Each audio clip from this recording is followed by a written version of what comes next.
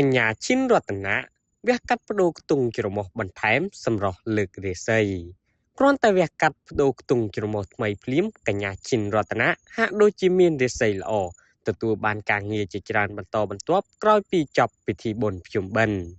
តាមរយៈរូបភាពដែលទស្សនិកជនបានឃើញនេះកញ្ញាឈិនរតនាទើបតែបានវះកាត់បដូរខ្ទង់ច្រមុះថ្មីដើម្បីលើកសម្រស់និងលើករាសីកញ្ញាឈិនរតនាបានទទួលស្គាល់ថានាងពិតជាពេញចិត្តខ្ទង់ច្រមុះថ្មីរបស់ខ្លួនណាស់ចាប់តាំងពីវះកាត់បដូរខ្ទង់ច្រមុះថ្មីមកបានផ្លាស់ប្ដូរវាសនារបស់នាងច្រើនមិនត្រឹមតែធ្វើឲ្យនាងស្រស់ស្អាតនិងមានមុខមាត់ថ្មីគួរឲ្យស្រឡាញ់ប៉ុណ្ណោះទេ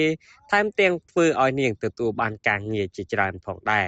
មុននឹងសម្រេចចិត្តវះកាត់បដូរខ្ទង់ច្រមុះថ្មីនេះកញ្ញាឈិនរតនាគេងគិតរាប់ខែខ្លាចពេលវះកាត់ហើយមិនបានស្រស់ស្អាតដោយបំណងដែលធ្វើឲ្យនាងខាត់បងការងារនិងរូបសម្រស់ពីព្រោះនាងមិនធ្លាប់បានឆ្លងកាត់មុខកំបិតមកពីមុនឡើយតែក្រោយទទួលបានការប្រឹក្សាពីគ្រូពេទ្យជំនាញនិងមានការលើកទឹកចិត្តពីមិត្តភ័ក្តិនាងក៏សម្រេចចិត្តវះកាត់តែម្ដងជាលទ្ធផលគឺជោគជ័យនិងស្រស់ស្អាតដោយអ្វីដែលខ្លួនចង់បានក្រោយពីវះកាត់បដូរខ្ទង់ច្រមុះកញ្ញាឈិនរតនាក៏បានផ្លាស់ប្ដូរម៉ូដសក់ថ្មីនិងស្ទាយនៃការតុបតែងខ្លួនថ្មីដើម្បីស្វាគមន៍ការងារថ្មីៗទាំងនៅខេត្តនិងនៅក្រុង